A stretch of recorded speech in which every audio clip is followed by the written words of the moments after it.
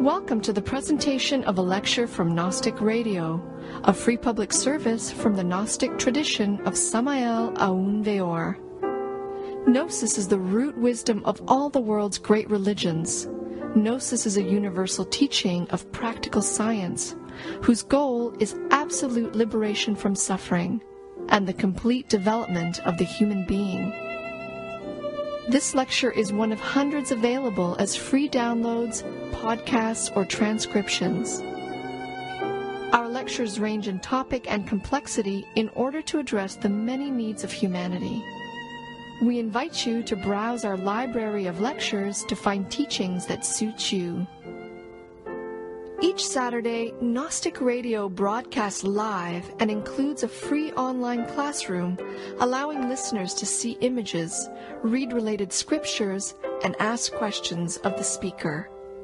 To learn how to participate, visit gnosticradio.org. Gnostic Radio is a service of Glorian Publishing, a non-profit organization.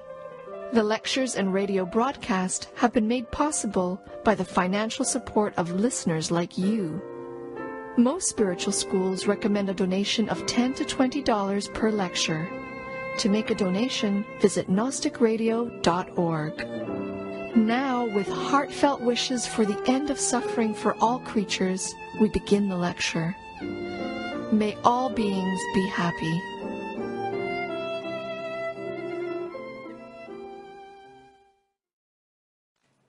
In our previous lecture, we were describing the importance of this moment.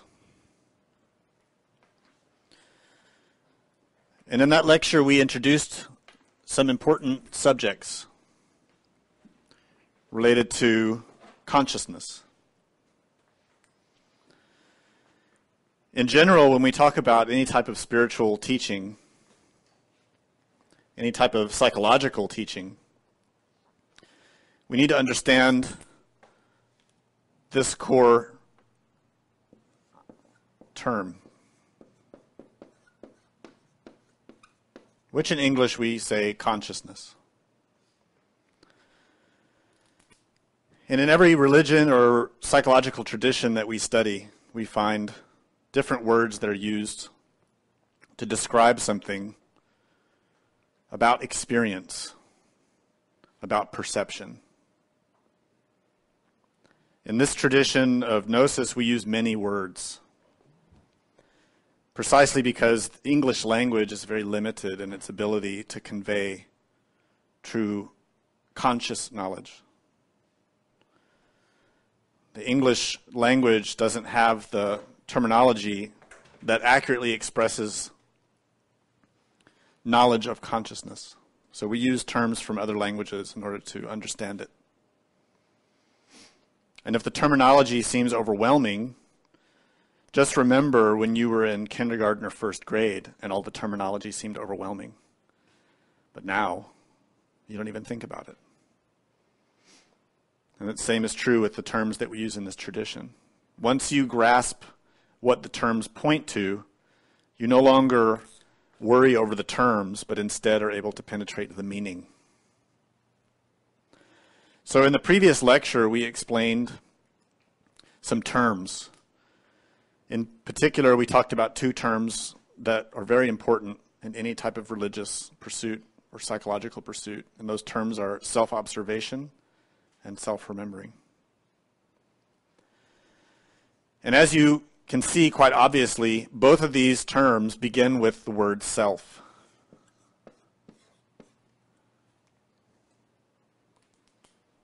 If you have any familiarity with the history of philosophy, undoubtedly you've encountered the teaching of the oracle at Delphi, who said, "Man, know yourself, and you will know the universe and its gods." But who is that self? Those without an education in the deeper meanings of any genuine religion or mystical pursuit assume that that self is me, myself, my body, my thoughts. And we assume in that self-observation and self-remembering the same thing. That the self that we seek to self-realize is this terrestrial identity that has our name, our memories, our likes and dislikes. But the reality is that terrestrial self that we experience as the me, myself, what we call I, is not real. It is not the real self. It is an illusion that we perpetuate because of our ignorance.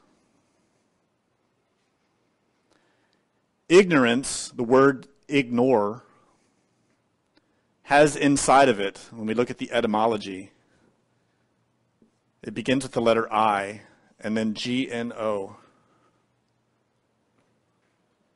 That G-N-O comes from ancient roots that has relatives in many ancient languages. In particular, we look at the Greek. That G-N-O has to do with knowledge. Sometimes that G could be a K, in the same way we say to know. That K-N-O is the same as the G-N-O, to know. Diagnosis is to examine, to acquire knowledge. That G-N-O in diagnosis is the same root component. And that G-N-O in English is the equivalent of J-N-A in Sanskrit. Nga. And that nga, or nya, means to know. But it doesn't mean to know with the intellect. It means to know through perception. The Greek know, G-N-O, also means to know through perception, to know from experience. So when we say ignore, that I in the beginning means to lack, to not have. So really the word ignore means to lack perception.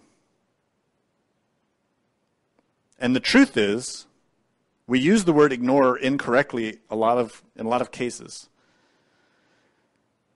We say someone is ignorant to imply that they lack an education.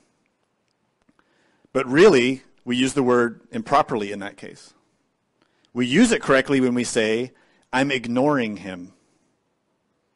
That is a correct use of the word. Because we are lacking perception. We are avoiding the perception of him. So when we talk about ignorance, we're talking about really a lack of perception. And if you've studied Buddhism or Hinduism, you know that both these teachings, ancient teachings, state the cause of suffering is ignorance. Not a lack of study, a lack of education, but a lack of perception. A perception of what? What the real self is. Both Buddhism and Hinduism state that our suffering is caused because of a diluted sense of self. We suffer the illusion of self and don't see the real self. Therefore, in psychology, when we talk about self-observation, what some people call mindfulness or watchfulness, really what we're talking about is the effort to perceive our true self. Not to merely be aware of the movements of our body and hands, not to merely be aware of thought and emotion, but to see for ourselves reality.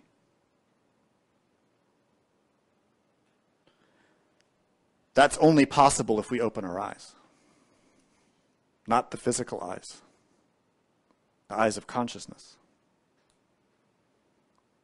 Consciousness is not dependent on physical senses. It is beyond them.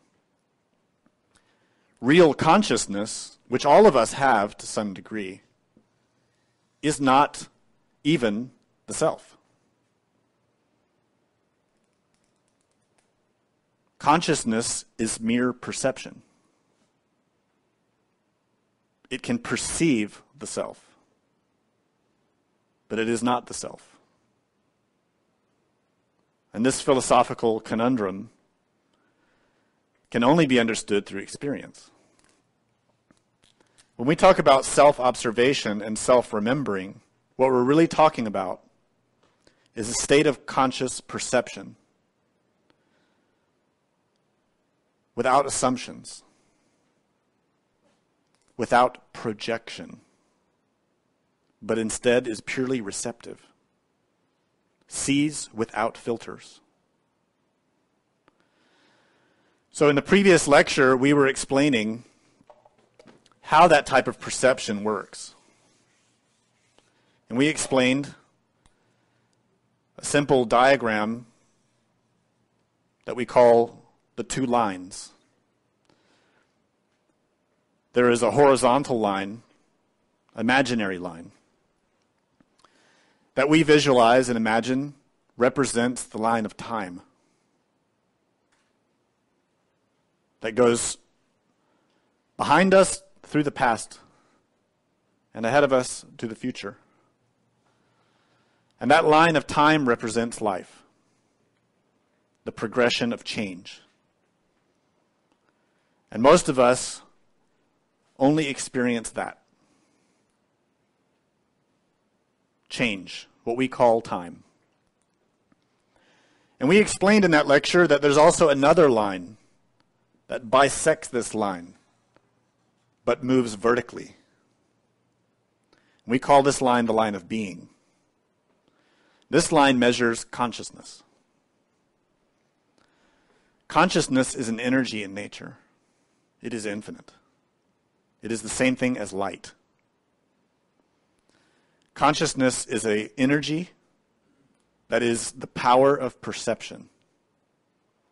And it has infinite heights and infinite depths. In the infinite heights, we discover those realms that traditionally are called heaven and can also be called nirvana. In those heights, we find consciousness that is unfiltered, that sees the truth.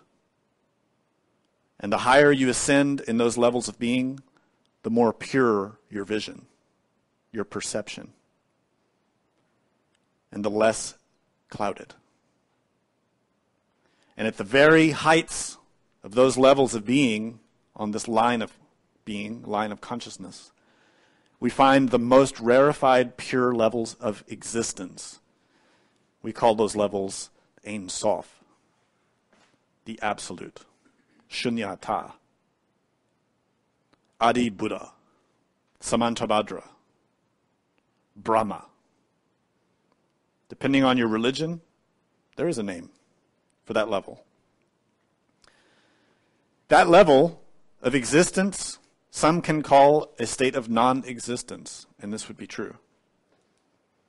It is a primordial, unmanifested level of existence, which is in the heart of all things. In every atom, we find the absolute, what can also be called uncreated light.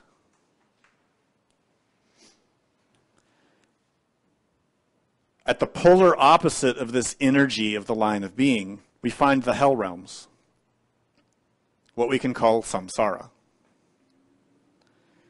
These are levels of increasing density in which the consciousness becomes more and more conditioned. So on this line of being, we see every being that exists in every level of existence. At the highest levels, we find the most profound gods. And below them, the demigods, the angels, the devas. Below them, elementals. And below them, demons. You see, on these levels of the line of being, we find every type of being. And they are at those levels relative to the conditioning of their consciousness. A Buddha, an angel, a master, has freed their consciousness from all conditions, is not bound by anything, is completely free, thus experiences absolute happiness. Life unconditioned, with absolute freedom, pure joy, peace, a profound, brilliant intelligence and wisdom.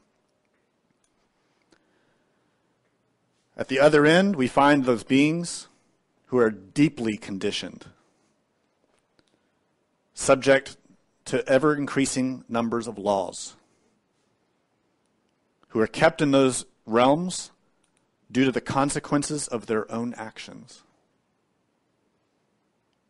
Beings in the lower levels are those who have acted in ignorance of the laws of nature and thus have created consequences that they must bear.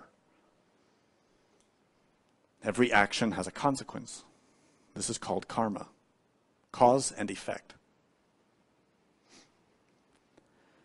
In all those levels of the line of being, there is perception. But perception is different, depending on the level in which you exist.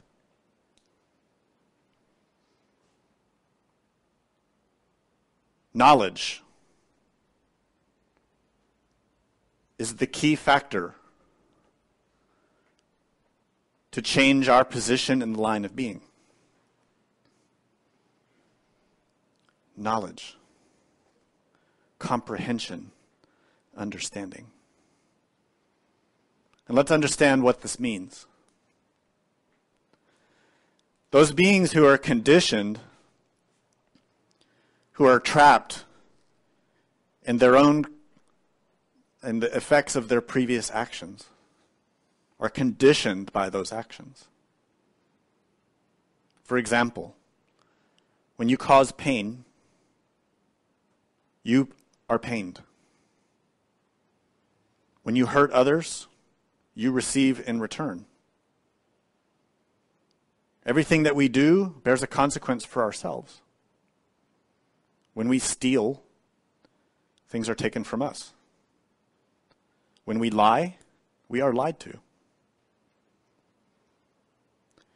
When we express anger, we receive anger. This is a very simple mechanism in nature. But unfortunately, we lack knowledge of it. And all of our suffering is due to this lack of knowledge, this lack of perception. So all those beings who live in the realms like our own and below us suffer because of these causes that they themselves produced. If any being, including ourselves, becomes cognizant of the cause of their suffering, they will stop producing that suffering. And therefore, they will become freed of it. It's quite simple. A drunkard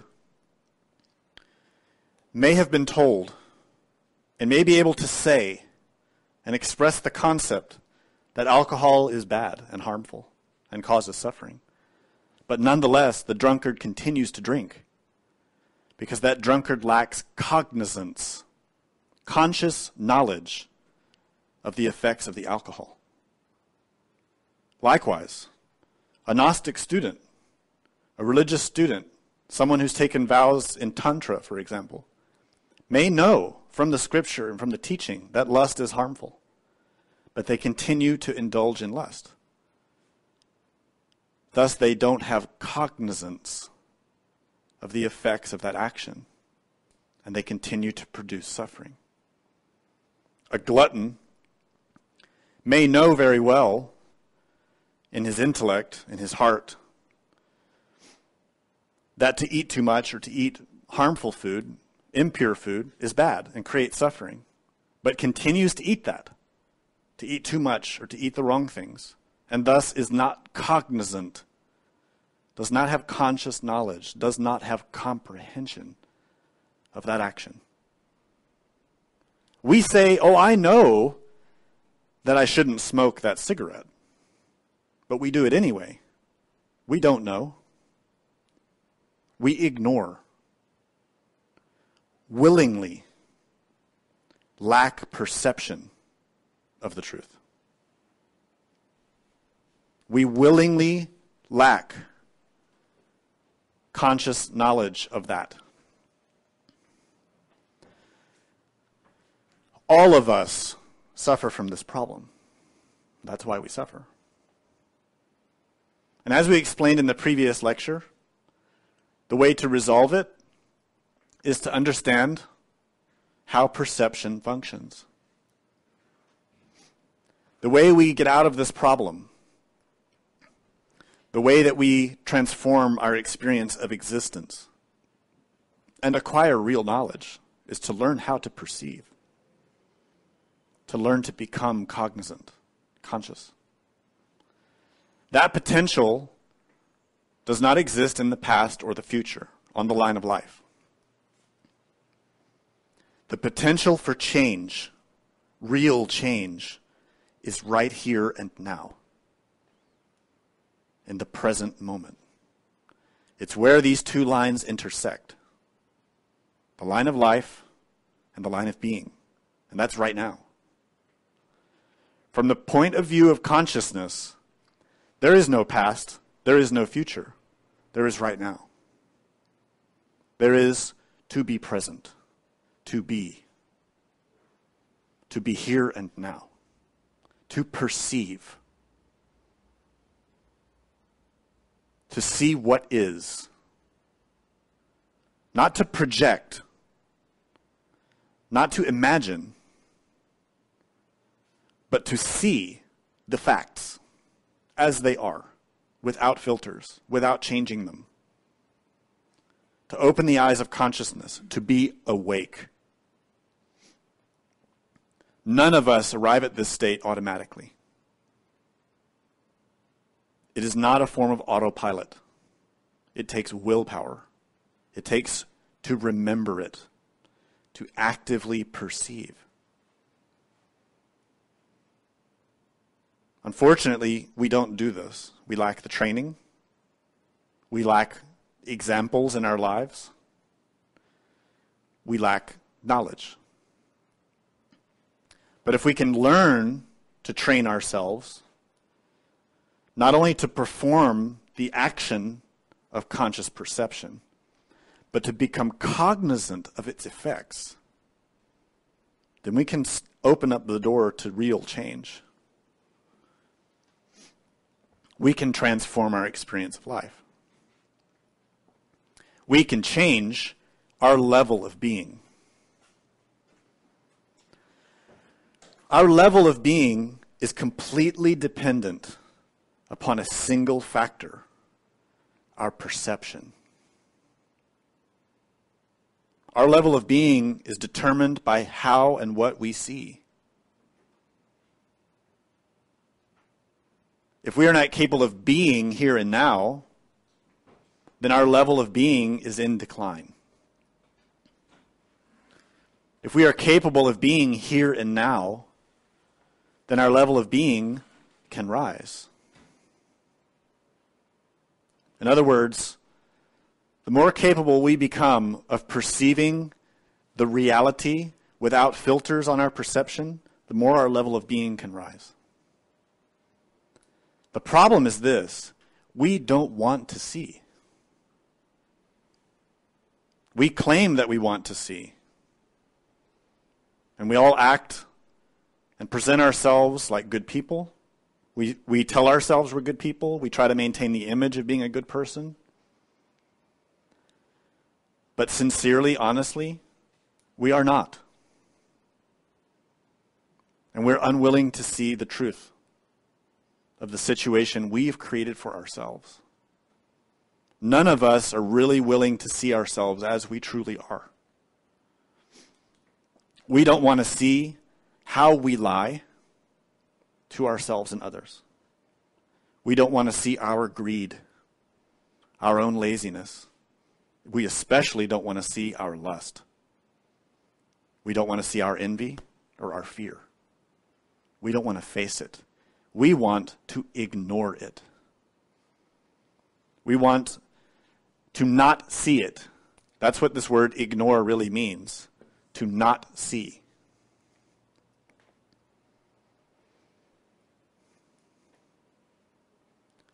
To ignore. This is a very difficult habit to break.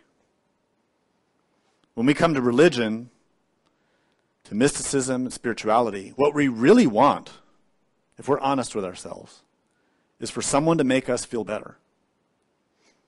We want promises of a good future. We want assurances that we will come out of suffering. We want an insurance policy that says, if you agree with this and this and this, you'll go to heaven.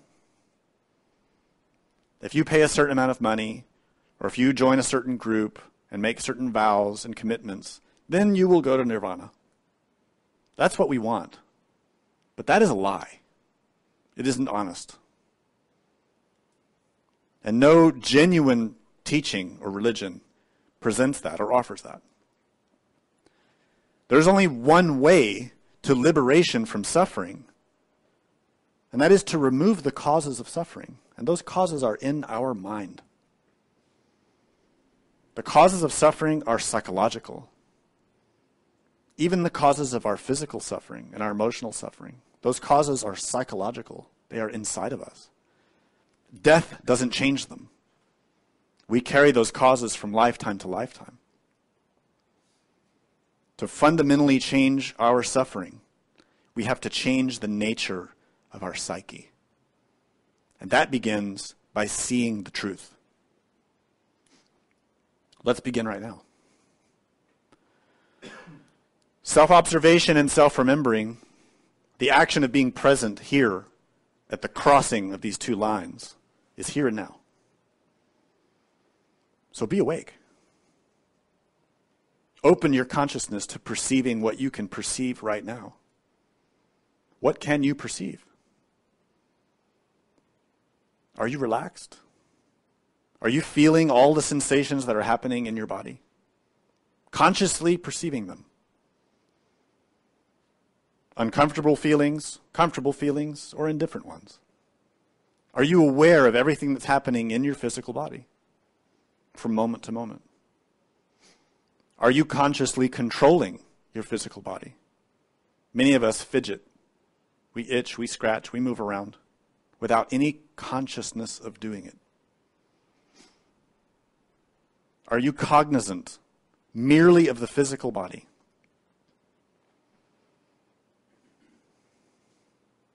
Be aware of it. Be here and now in your body. And notice that when you make the effort to be here and now, it feels different. You feel different. We need that.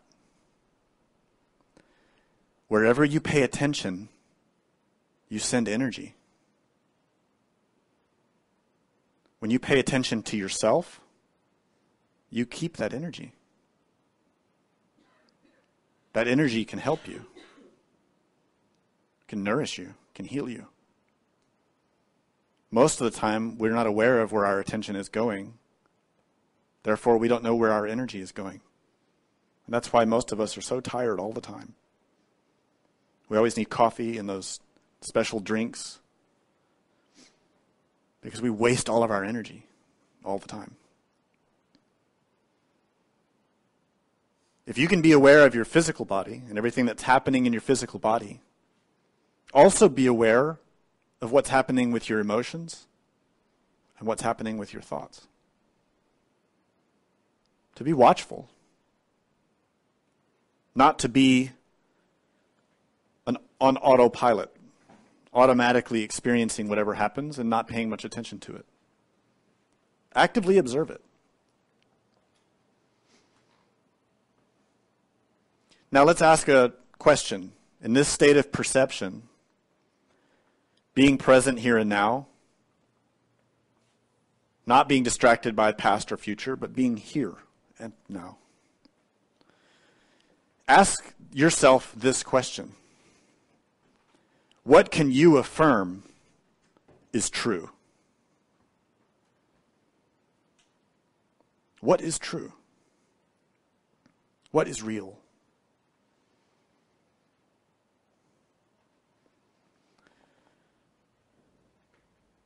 And if you can keep this type of questioning with yourself in all of your experiences in life, a lot of your suffering will stop.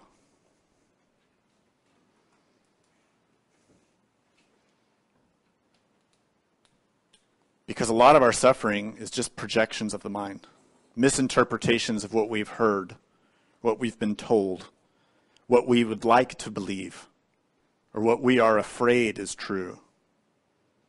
But if we try to manage our attention with this question, what can I confirm through my perception as truth?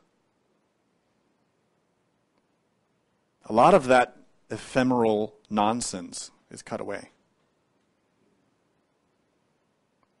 For example, we know being here and now in the body,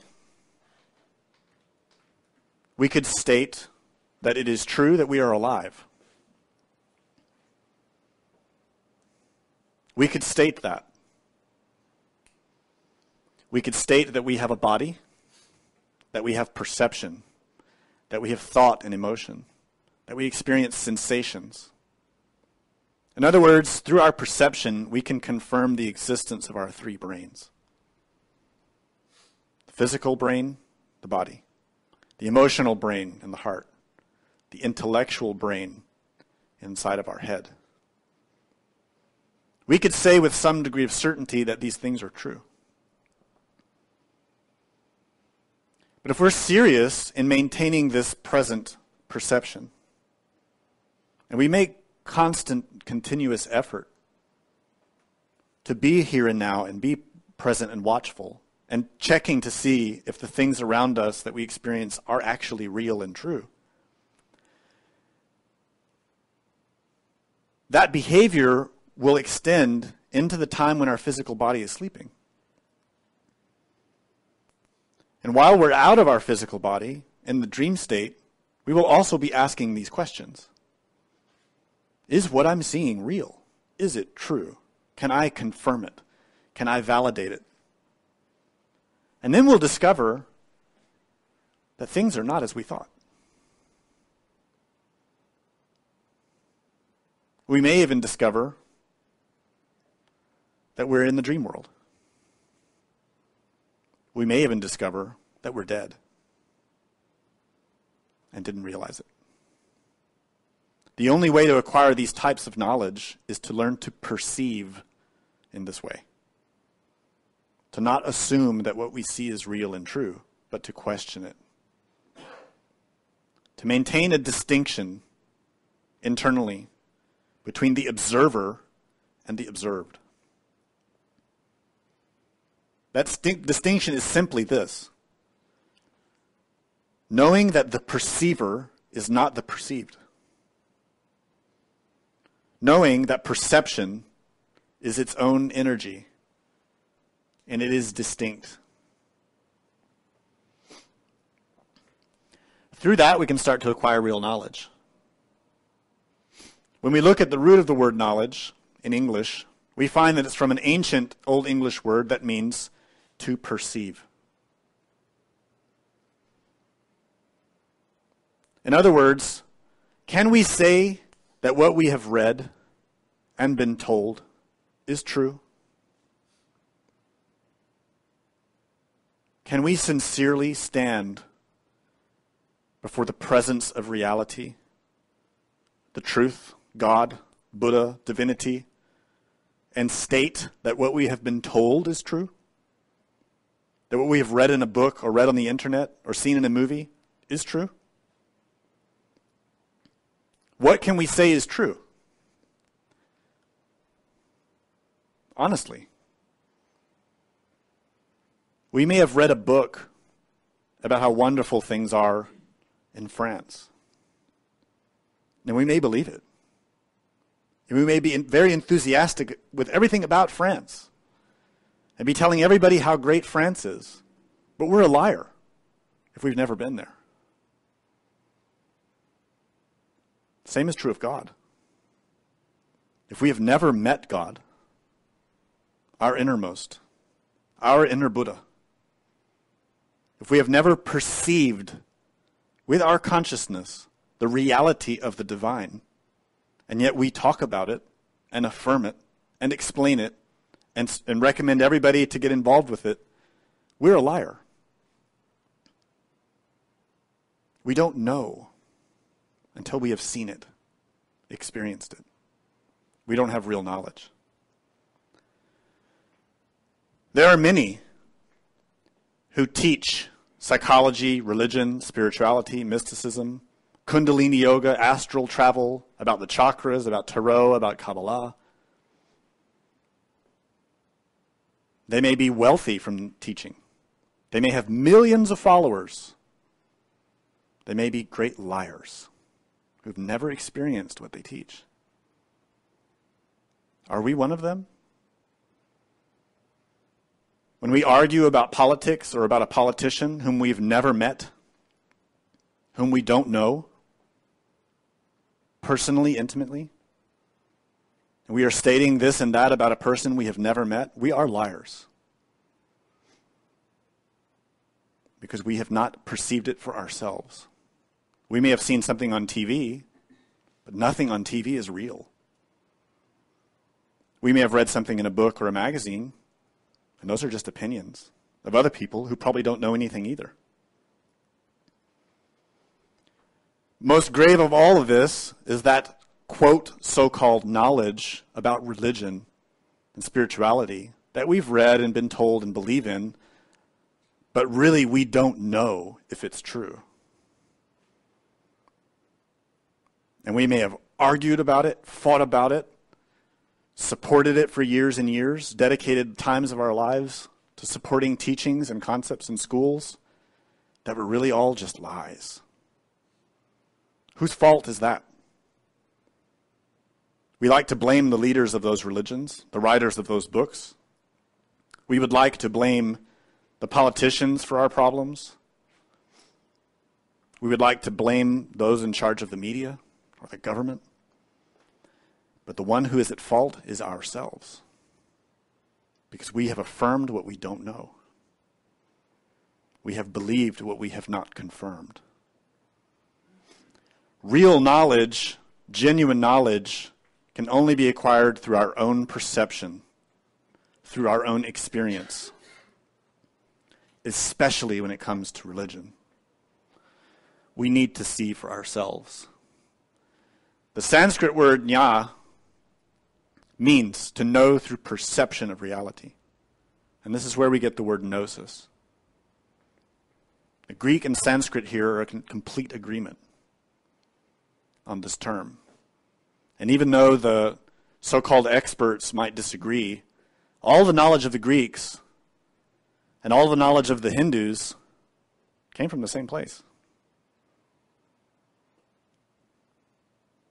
They came from the consciousness itself, which is far older than any of these traditions or civilizations.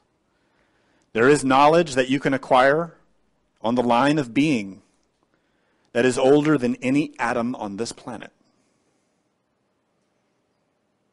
There is knowledge that you can acquire through your perception that is older than this universe. But you cannot find it in any book or from any teacher or in any library or temple. You find it through awakening, through perceiving the truth. Anyone can acquire that.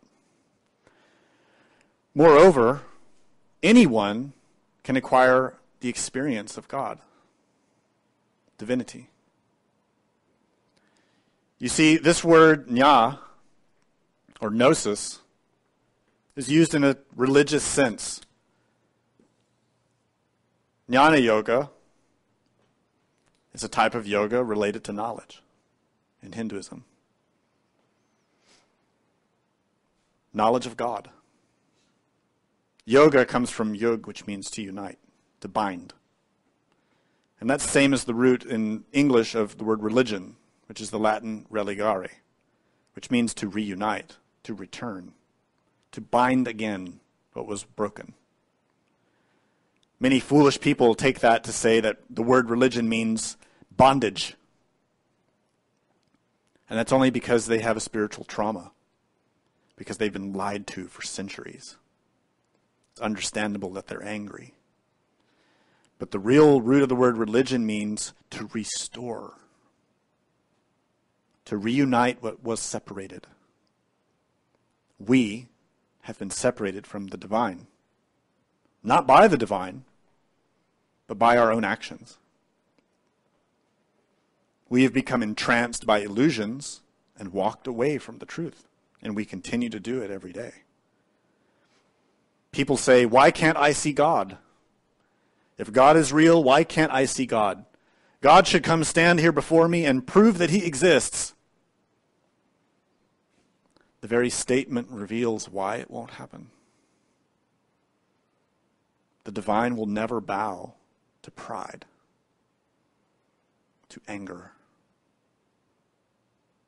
The divine exists in those realms that are unconditioned and unbound. That which is bound and conditioned cannot perceive what is unconditioned.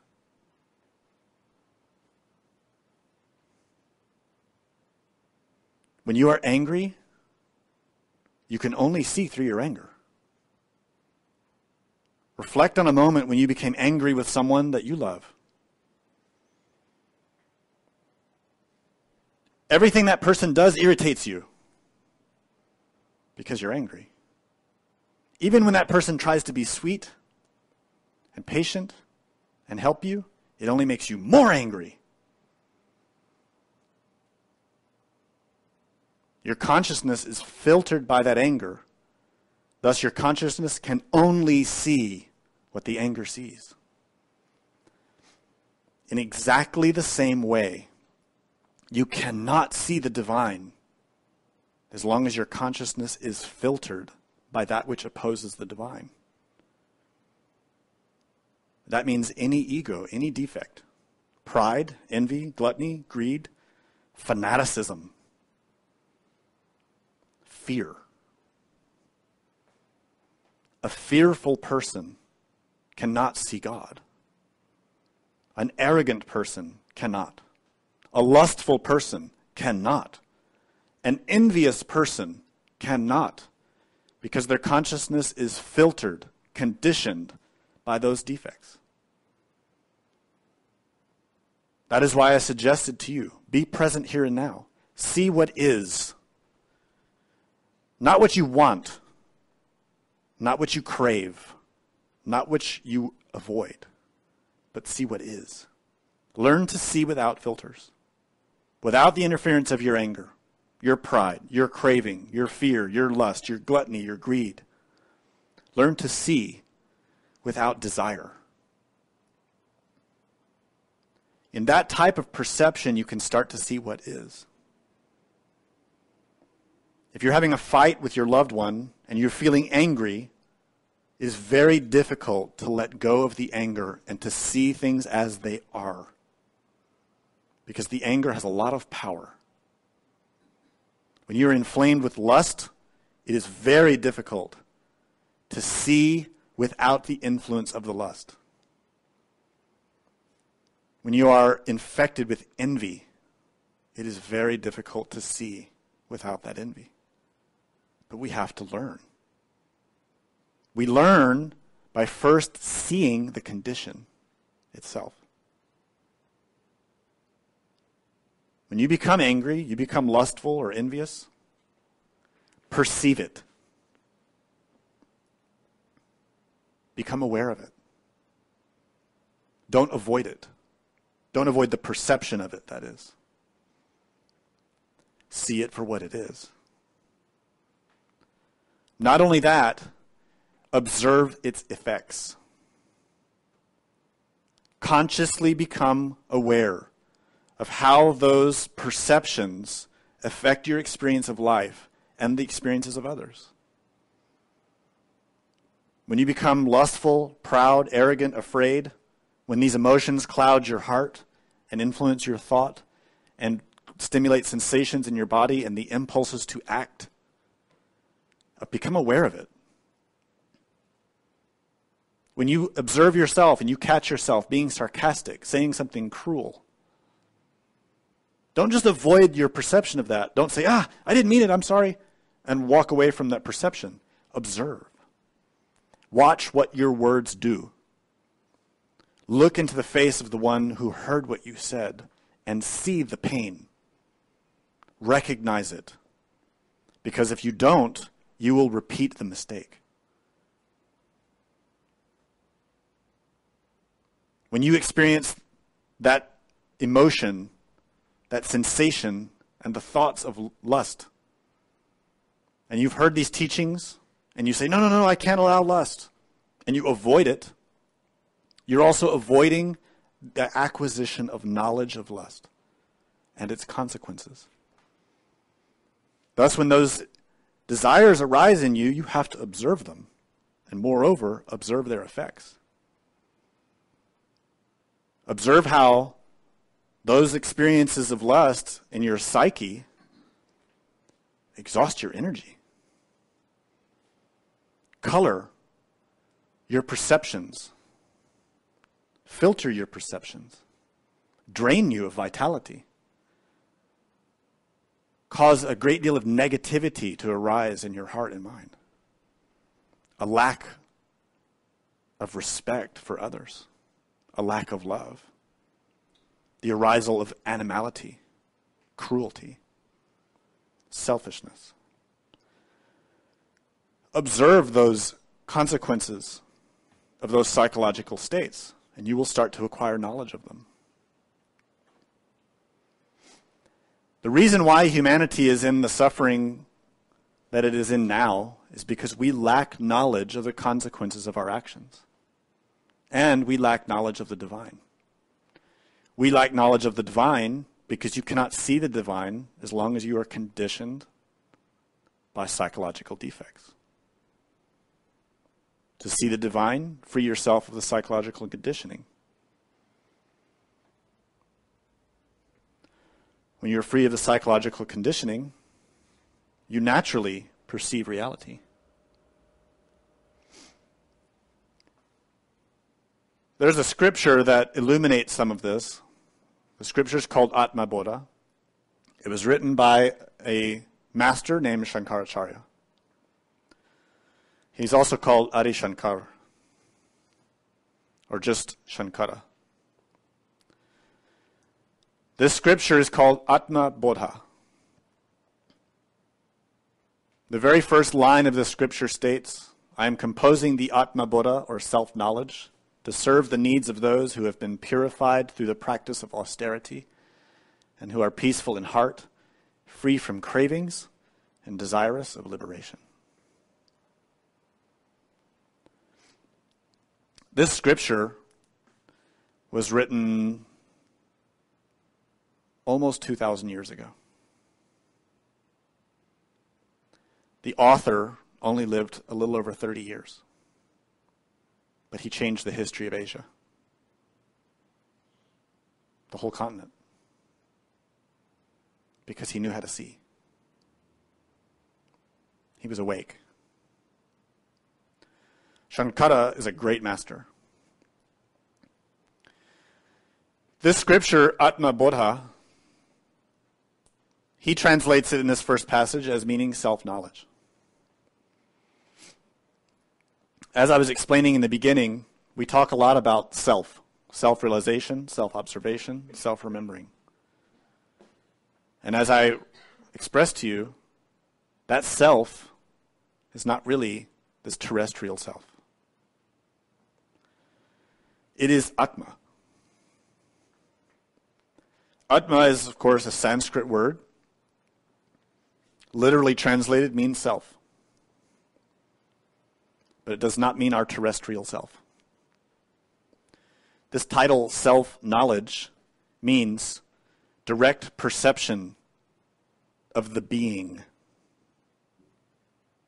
of the innermost, of chesed in Hebrew terms. It is the direct perception to know our inner Buddha or self. We all lack that until we have experienced that for ourselves. So let us be sincere with ourselves, honest. If we really want to change, we have to begin with that, being honest. Have we experienced our true self, our real being? Do we have knowledge acquired from that perception? Or do we just have a lot of beliefs, a lot of longings? So this first sentence says that he composed this scripture for those who have been purified through the practice of austerities. So we can all see then that we are not qualified to read the scripture because we have not been purified. The practice of austerity means that one has renounced desire. That renunciation is not to take a vow and to stop wearing blue jeans and to wear robes. And it doesn't mean that one shaves one's head and carries around some beads or joins a certain group or goes into the mountains and sits in meditation. The real practice of austerity is a psychological practice in which we manage our attention and do not allow it to indulge in impurity. We do not allow our psyche to persist with its pride, with its resentment, with envy, with fear, lust, anger, gluttony, laziness. The practice of austerities genuinely, truly, brings about purification of the psyche. Such a person, no matter what religion they may claim to belong to or what continent they come from, naturally begins to raise their level of being because they no longer are creating karma that produces suffering. This type of austerity is psychological. When you stop engaging in harmful thought, harmful emotion, harmful action, you stop producing harm and you rise. It's quite simple. It's cause and effect. But being sincere and looking with conscious perception at ourselves, we can see that we are not accomplishing this. The way we live our lives from day to day is the opposite. We continually, from moment to moment, indulge in our pride, affirm our pride. We're always telling ourselves that we are right and others are wrong. We always indulge in our resentment. We always believe others have wronged us, have stolen from us, taken from us. We don't see our own crimes. We always indulge in our envy. We feel that we deserve what others have, and we are not grateful for what we do have. We see that someone else has something that we want. Could be a material thing, could be a position in society, could be a spiritual title or a throne. And we want that. We feel we deserve that. We may feel that they took it from us or that we should take it from them. That's envy. That is impure. We indulge in our anger. We believe our anger is justified. We believe that life has been unjust, that our parents mistreated us and did us wrong, that our coworkers and our employers do us wrong, that our government does us wrong, that our friends do us wrong, and our anger is acceptable. And these are all lies. Anger is impure. No Buddha no angel, no master has anger. So we need to be purified through the practice of psychological austerities. The natural consequence of this is that we become what he states next, who are peaceful in heart. Our hearts are not at peace. Our hearts are tumultuous. Tumultuous with desires. Lustful desires. Arrogant desires. Fearful desires. We want security, physically, financially, spiritually. And we have a lot of fear, spiritual fear, political fear, economic fear. Our hearts are not at peace. We do not accept what we have. We're not grateful for what we have. We want something different. We're always caught in that pendulum from craving to aversion. Our heart swings wildly from one side to the other, constantly. Our thoughts racing, our heart surging, our body filled with tension. If our heart was truly at peace, our body would be relaxed.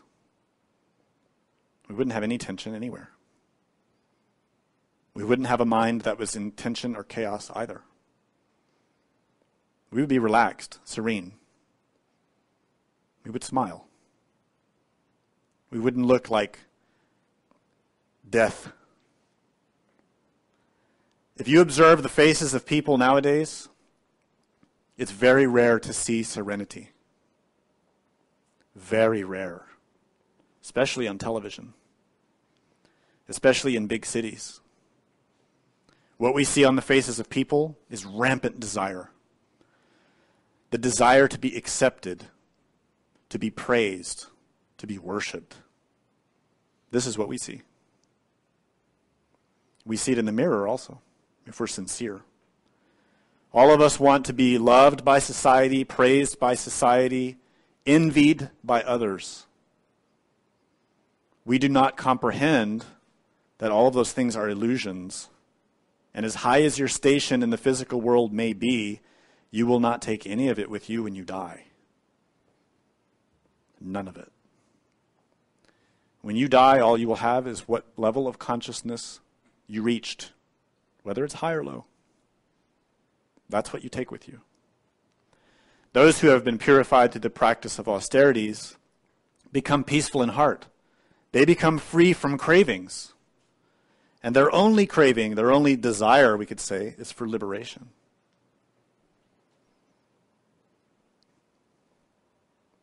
Liberation from suffering.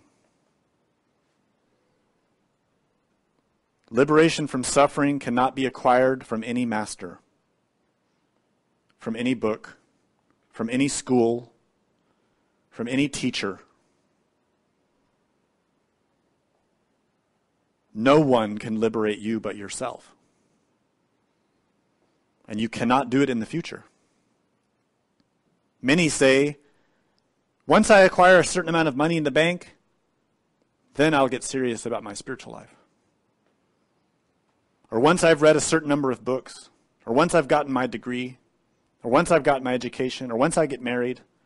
We have a lot of excuses, a lot of reasons, a lot of justifications. Liberation does not exist in the future.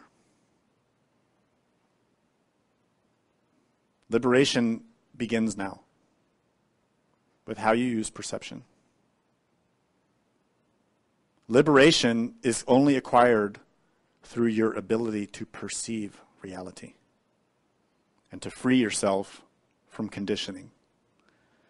The one who in this doorway of the present moment frees themselves of conditioning begins to rise. This is a law of nature. It doesn't happen in the future. It happens here and now. It happens in a matter of how you perceive.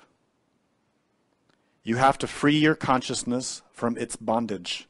That bondage is psychological. It is self-imposed.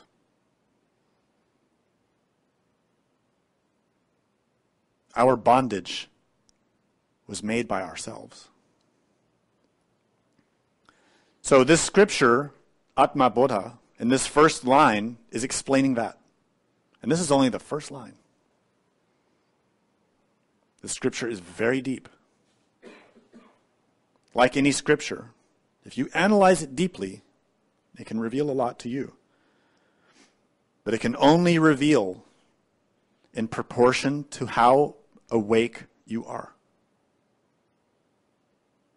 If you read it the way you read a newspaper or a magazine, you will gain nothing. But if you read it and put it into practice through your perception, you will gain a lot. The second line states this: as fire is the direct cause of cooking, so knowledge, and not any other form of discipline, is the direct cause of liberation. For liberation cannot be attained without knowledge. Some people have read this over the centuries and interpreted it to mean that unless you've read scripture or have been taught rituals or religious practices, that you cannot acquire liberation. This is false. What this passage is explaining is very simple, but it contradicts our intellect. It contradicts our beliefs.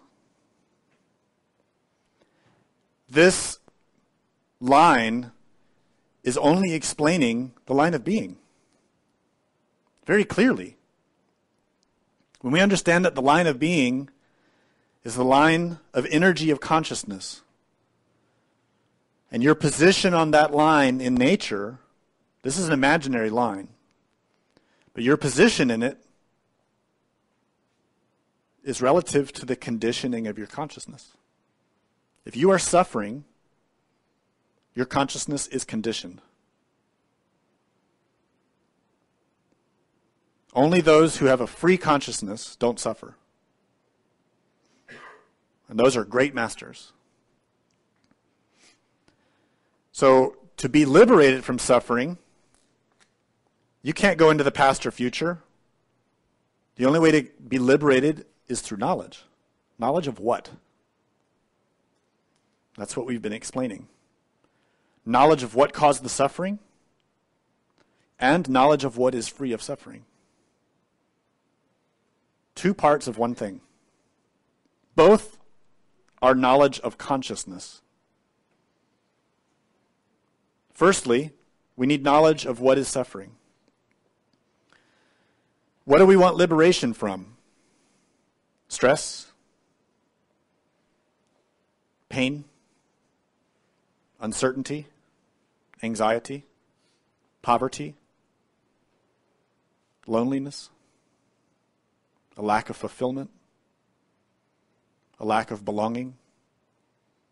Feeling inferior? Feeling abandoned? Feeling oppressed? What do we want liberation from? The only way to acquire liberation from that is to first know what that is.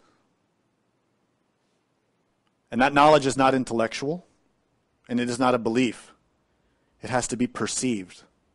Thus, observe your suffering. Don't avoid it. Don't indulge in it. See it for what it is. When you experience it, look at it. Really experience it. But we want to avoid it. We don't want to see our pain. We want to avoid it. We want to ignore. When we feel pain, we look for our tranquilizers. Some of us find our tranquilizers in going out with our friends because they make us feel better. We run to our pets because they love us unconditionally, we think. Some of us run to play games, to watch television, to go to the movies. We may run to our hobbies. We may run to fantasizing about going on a vacation. We avoid. We don't want to look into the face of what makes us suffer. We don't want to look into the face of what causes us pain. We want to avoid it. When a family member says something hurtful to us, we want to avoid them.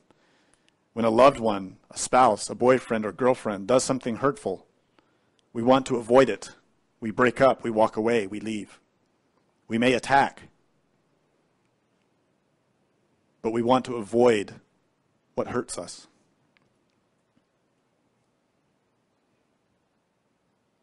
Thus, we will never understand it. We will never escape it. We will never overcome it because we avoid it.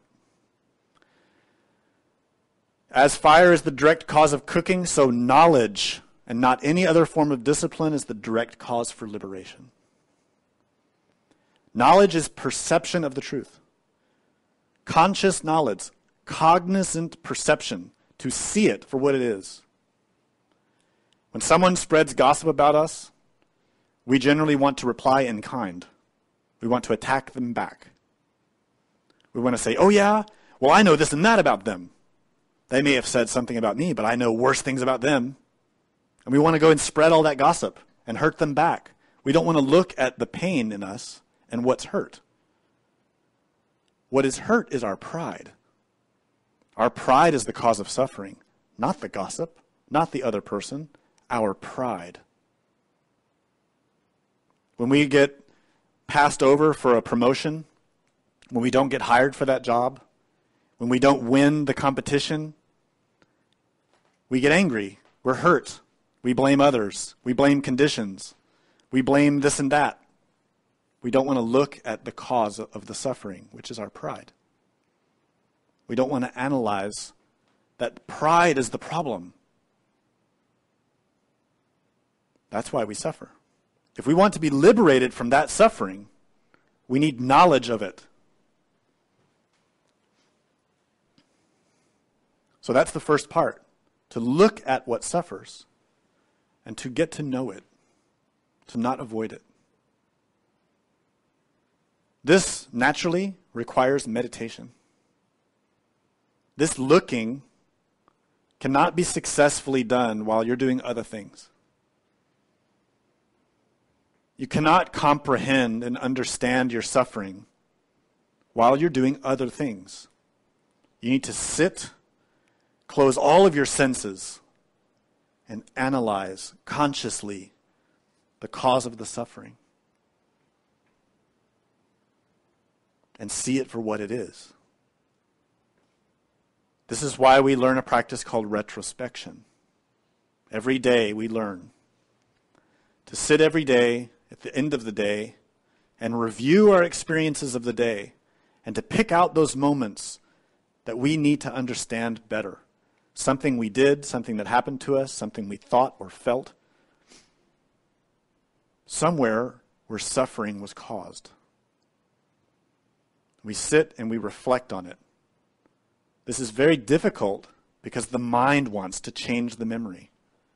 We play the scene in our mind and our imagination, and the mind wants to change it, to justify ourselves, and to make the other people seem even worse. And this is why we suffer. We cannot trust our own mind. We cannot trust our own perceptions because they are filtered. And even when trying to review the event, we're still trying to filter it. Our perception is conditioned. It takes enormous awareness to maintain purity of perception. It does not happen automatically. It's very difficult, especially in the beginning, to see things as they are. Nonetheless, to be free of suffering, we need knowledge of the cause of suffering. The second part of that knowledge is to see that which does not suffer.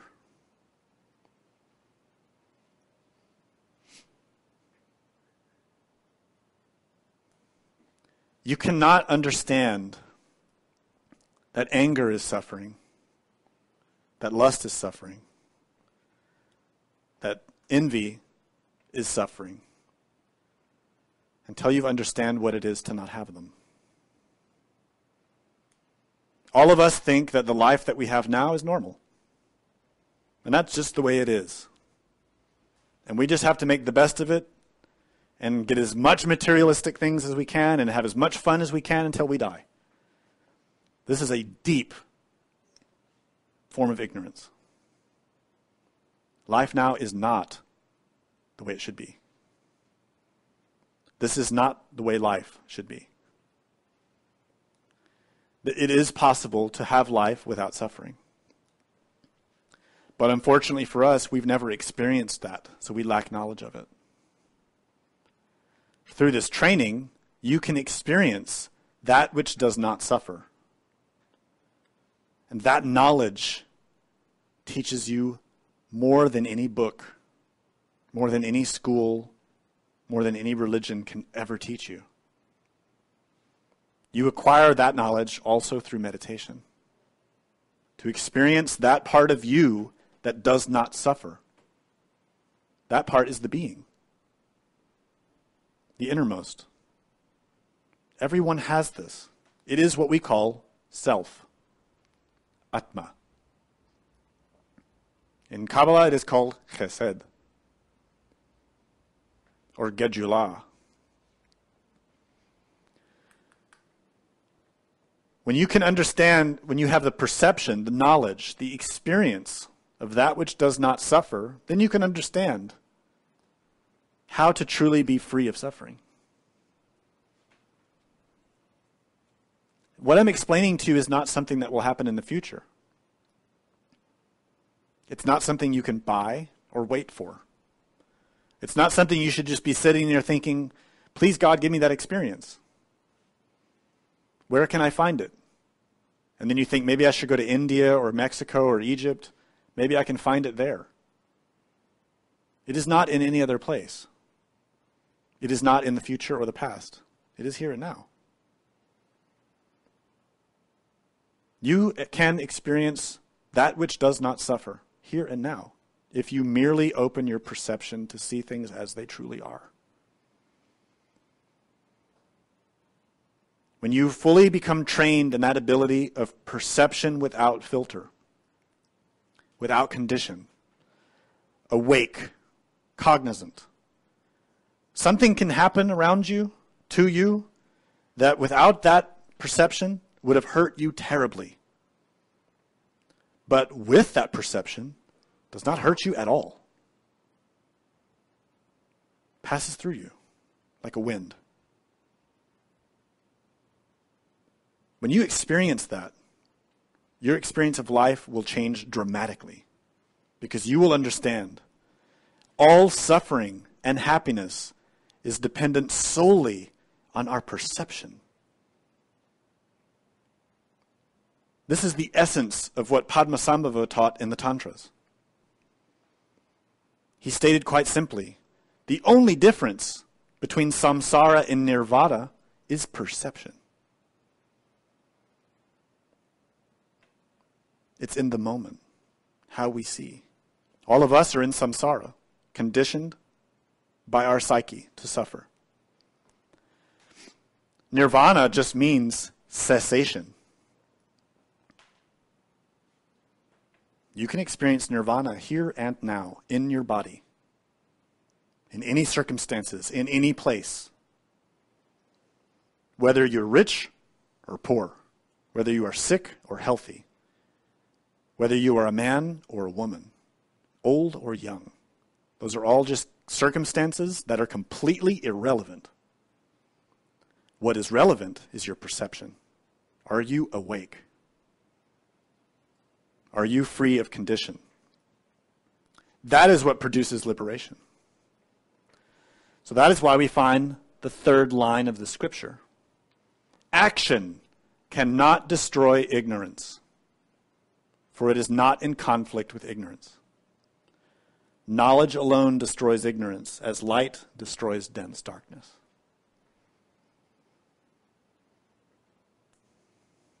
This has been a very controversial passage of this scripture and deeply misunderstood by many traditions for centuries. And this is because people read it literally and do not awaken their consciousness and don't understand. Genuine spirituality, yoga, religion, is about awakening consciousness. It isn't about wearing robes and going to temples. It's about awakening. Whether you're a pauper, a rich person, a monk, a nun, or a lay person, it's all irrelevant. What is relevant is awakening. Action cannot destroy ignorance. Now, we've all heard for centuries in our respective religions that we must do A, B, and C to be liberated. That there are given actions that we must perform, otherwise we cannot be liberated. This passage does not contradict that. Action is the basis of everything that exists. Even when there is no manifested existence, there is still action. In the level of the absolute, there is still cause and effect. In the highest levels, manifestation emerges because of causes. Those causes originate from the unmanifested. Thus, action is everywhere and in everything. But it is not action like we have action here. It's different. There are actions that we must perform, and there are actions that we must avoid. But no matter what our actions are, whether they are harmful or beneficial, action alone cannot destroy ignorance. In a simple way, in a visual way, we can understand this passage when we look again at these two lines. And we understand that the line of life that moves horizontally is the line of action. As we move through time, we act. But the line of being is not subject to time. The line of being is perception. What this means is we can be living our life on this line of time, and we can be doing all of the actions that our religion says we must do. We can be at church on time, temple. We can wear all the right clothes, do all the right prayers, do all the right meditations, go to all the rituals, have read all the books and scriptures, and have tried to maintain a pure life, but not destroy an atom of ignorance. In fact, we may have acquired more. Why? Because in all those actions, we never were cognizant, awake, aware. We acted and acted and acted, but never to acquire genuine perception of the truth. And this planet is filled with people like that.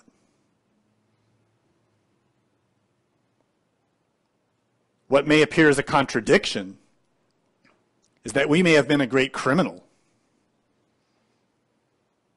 done a lot of harmful action, not a single religious ritual, not a single mantra. We may have hurt a lot of people, but from different experiences have had cognizance of the effects of those actions, and in the end, realize it. And actually develop a higher level of being than the person who followed all the religious precepts perfectly. How is that? On the basis of action alone, these two are very different. One a criminal, one a religious person. The criminal, though, becomes cognizant of the harm of their actions and thus raises their level of being. Such a person will naturally renounce those crimes and will start to do good, start to help others. There are many examples of this. The one in my mind now is Milarepa. Milarepa killed people. He used black magic for revenge. against people who hurt his family, and he killed them. And there were many people in his community who were good religious people who followed every precept, but he was the one who became the greatest awakened master of his age. Because he realized, cognizantly, his mistaken actions. He became conscious of it. That's how he acquired liberation. That's what this passage is stating. Liberation is not determined by our actions, but by our knowledge. And remember, knowledge is not from books. It is from perception of the truth. This knowledge is not the knowledge of Scripture or ritual or mantra. It is the knowledge of suffering and what does not suffer. It is the knowledge of consciousness in oneself. Ultimately, it is the knowledge of the being. Knowledge alone destroys ignorance, as light destroys dense darkness. Nowadays, when people are caught committing crimes, they never admit it. We never admit it. We always justify ourselves. We say, oh, I was abused when I was a kid. Didn't have anything. People beat me. I was poor. Or, oh, I didn't mean to hurt anybody. When in fact we did. The habit of justifying ourselves is what continues our suffering. To really be free from ignorance, we need knowledge. Knowledge of what makes us suffer. And knowledge of what is free of suffering.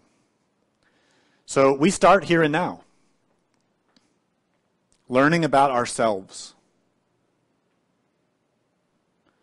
Self-knowledge.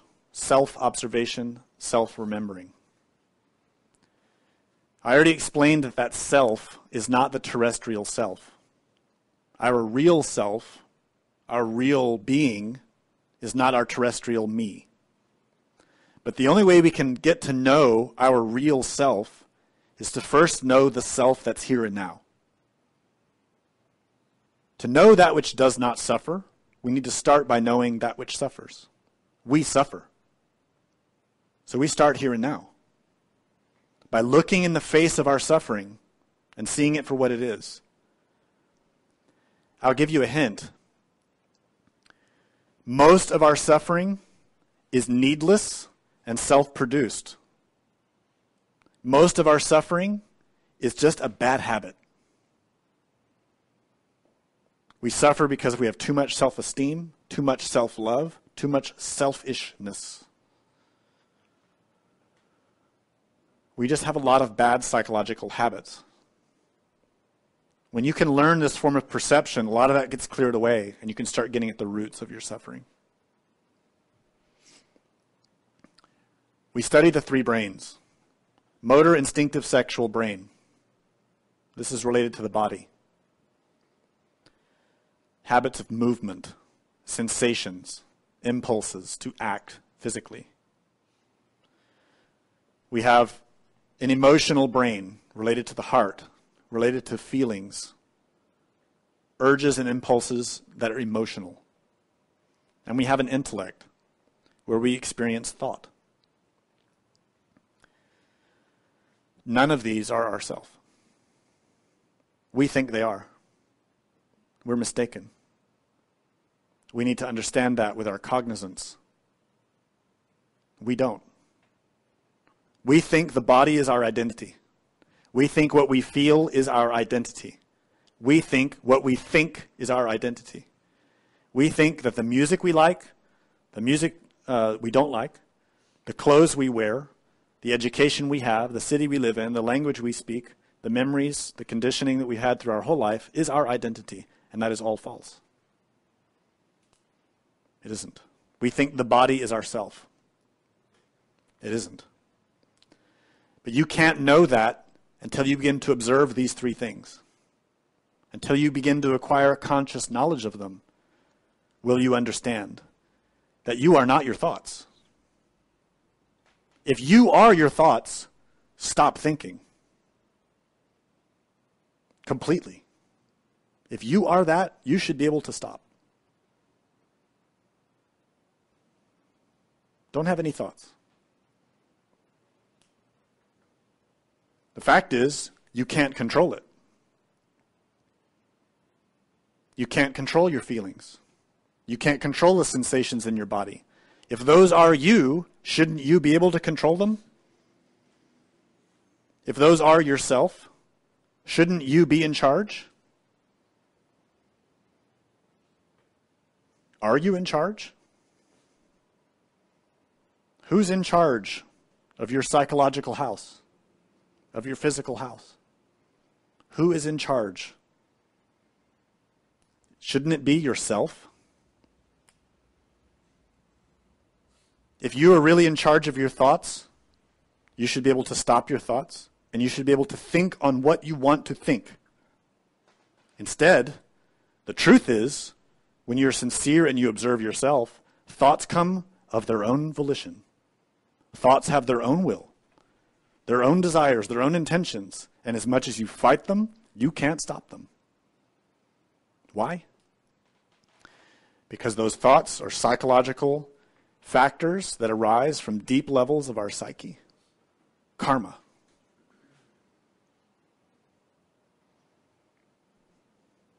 Those thoughts are the voices of trapped consciousness. Next time you lie down to sleep, listen to those thoughts. Listen to the voices that emerge in your head. And try to see if they really are who you are. You will hear voices that have voices of men, of women, different accents, different cravings, different desires, things that don't make any sense. Who are they? Who are all those thoughts? Where are they coming from? What about all those feelings? What about all those sensations? Who is the self in all of that?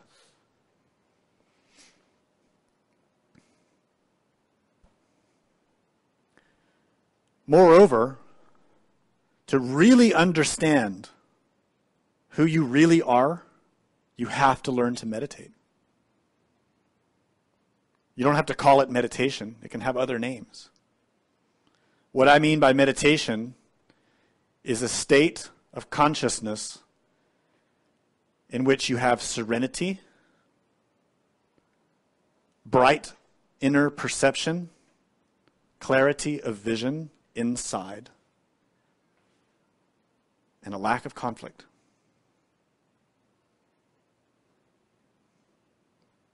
No tension. No tension in the body. No tension in the heart. No tension in the mind. But perceptive, awake. In that state, you can access an experience of who you really are. In that state, you can experience that you are not thought. Thought happens. Thought also can stop happening. You are not emotion. Emotions arise, they pass away. Yet you are still there perceiving. The body, sensations arise and pass away. You can even abandon the body and still perceive, so you are not the body. That experience can only be had through meditation. Through that experience, you learn, I'm not the body. I'm not emotion. I'm not thought. I am perception. That is cognizant knowledge. When that can be established and maintained, you can acquire liberation. So to establish that, you have to study yourself here and now. Learning to see the distinction between perceiver and perceived. Learning to see, to experience, to know that you can perceive without the body. You can perceive without emotion. You can perceive without thought. Thus, you are beyond all three. You are not the three brains. You are something else. That begins to open real knowledge. That requires that you are here and now. That is mapped on this diagram of the tree of life of Kabbalah. Malkut, the bottom sephira of the tree of life, represents the physical body. The brain, motor, instinctive, sexual brain. We think we are the body. When you become cognizant, perceptive, you can see that you are not the body. Likewise, Yasod, the ninth sphere, represents vital energy, the vital body, the ethereal body. It's a body of energy, or chi. Through this exercise, through this perception, you can learn that you are not the vital energy. And likewise, successively up the tree of life, you can learn to perceive you are not the astral body, emotion. You are not the mental body, the intellect. You are not the causal body, the essence, the Buddhata. You are not even consciousness or spirit. The more you awaken, the more you open your perception, the closer you get to the truth. The truth is, these are all like layers of an onion. They are layers. They go all the way back to the absolute. The word self is relative. It is not fixed and permanent. It is relative. We can say myself when we talk about our body, but it is not really ourself. The body only exists and is functional because of all these other forces that act through it. If you kill the body, you don't kill your existence. You just kill the physical part. We will all die. That is, the physical body will die. But our consciousness doesn't die. It just moves on according to its karma. Similarly, we are not the astral body, our body of desires or kamarupa. We can, while we're in the astral body, we can say this is myself, but that's relative. It isn't true. Same in the mental body, the body of thought, in the fifth dimension. You can have an awakened experience in the fifth dimension using your mental body, traveling through different realms of nature, and say, this is myself, but it isn't true. It's relative. Because what makes that mental body active are all these other levels that are flowing through it. Likewise, you can abandon that level and ascend into the sixth dimension, related to Tiferet, in the middle of the tree of life. What we call Buddhata, or Tathagatagarbha, the soul. And we can have an experience there, awake in the sixth dimension, in heaven, and say, this is myself. But that's only relative. Because that self only is there and existing because of the forces that flow through it. They are not the ultimate level. And likewise, successively, all the way back up the tree. Who is the real self? Even Chesed, Atman, that many religions state is the real self, is really the spirit, what we call our personal inner father, our Buddha. We can say that that is ourself, that our inner being, our Buddha, is ourself. But even that, strictly speaking, is not fully true. Because that Buddha has his own inner Buddha, has his own self. He is not our ultimate self. He is part of ourself. But he only exists because of the self in him, the light in him, which is the Trimurti above. The Trikaya, Dharmakaya, Nirmanakaya, Sambhogakaya. And those only exist because of Adi Buddha, Brahma, the Absolute. So who is the real self? What of self have you perceived? Have you perceived and experienced any of that? Or have you only experienced the physical body with a few random flickers from time to time of emotion and thought? If that's the case, you are quite low on the level of being.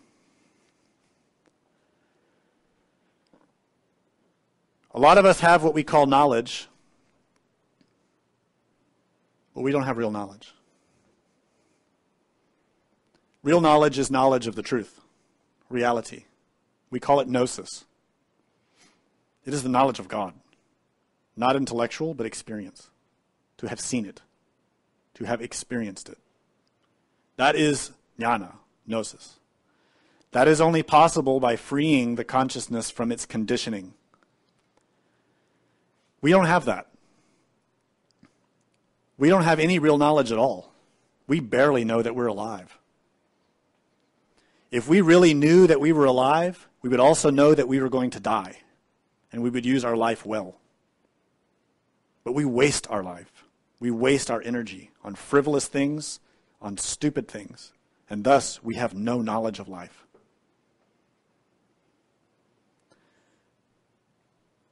What we have is vijnana. The Sanskrit word vijnana is like I was explaining in the beginning. It has this nya, J-N-A, with another N-A at the end, but it also has this V-I in the beginning. V-I in Sanskrit is a diminutive. It reduces the term that follows it. So vijnana really means little knowledge, inferior knowledge, small knowledge. Vijnana refers to the knowledge we get in books, the knowledge we get in our beliefs, the knowledge we get from our families and friends, from our country, from our education. In other words, it's all the knowledge we get in the line of life.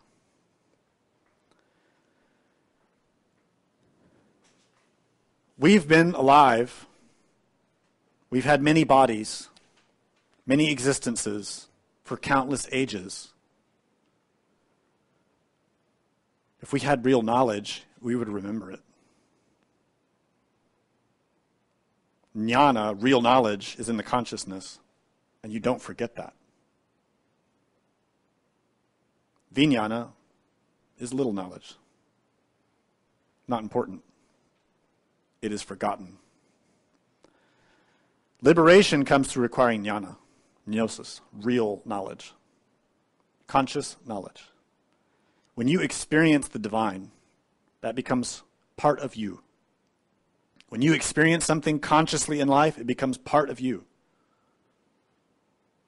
It becomes part of your soul, part of your identity. It is real knowledge. It is something no one can ever take from you. So the knowledge of this moment is up to you. If you want to know the divine, if you want to know the truth, it is up to you to awaken and see it. To open your consciousness and see.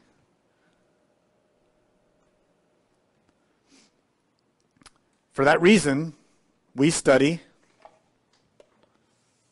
4 states of consciousness, about which we may discuss in a future lecture. The most important of those 4 states is a state which in Greek is called dianoia. The most important for us. And in Hebrew is called jagrata. In Sanskrit, jagrata. That term means literally awake. The acquisition of real knowledge, of jnana, can only be acquired, can only enter into us if we are here and now, present, watchful, awake. If you want to see God, if you want to experience the truth, be present. Analyze everything. Don't assume anything is true until you have perceived it for yourself. That's one of the hallmarks of that state, dianoia. It can be defined as a revision of beliefs, a revision of concepts. That revision is we do not assume or accept anything, neither do we reject it until we know it's true for ourselves. Anything, but especially spiritual knowledge. You may have heard for your entire life that a certain person is a great master, a great spiritual leader, but until you've met the person, talked to the person, seen the person in action, you will never know. You will never have actual knowledge. And thus to state what you have not experienced is a lie. In the same way, we have to revise all of our thoughts and concepts and beliefs about ourselves, about others, about life, about this planet, not accepting or rejecting anything, but seeking to confirm it. This is pure science. What is science? Its purest form is to only accept what is proven. But science nowadays doesn't do that. Science rejects everything today and accepts it tomorrow. Science believes a lot of things. Modern science believes many things that are not proven and rejects many things that are true.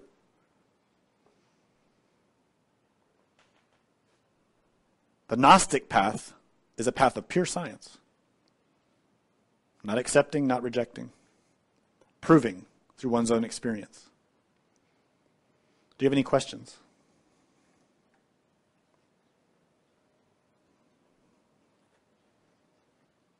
How can nirvana experience be permanent? How can the experience of nirvana be permanent? Firstly, we have to understand what nirvana is. Translated literally, the word nirvana means cessation. There is a place called nirvana. We can call it heaven. And there are many heavens. Just as there are many hells, many levels. Those places are not permanent. They are all impermanent. Our residence in them is also likewise impermanent. Our life is impermanent. We have life briefly and then it's taken.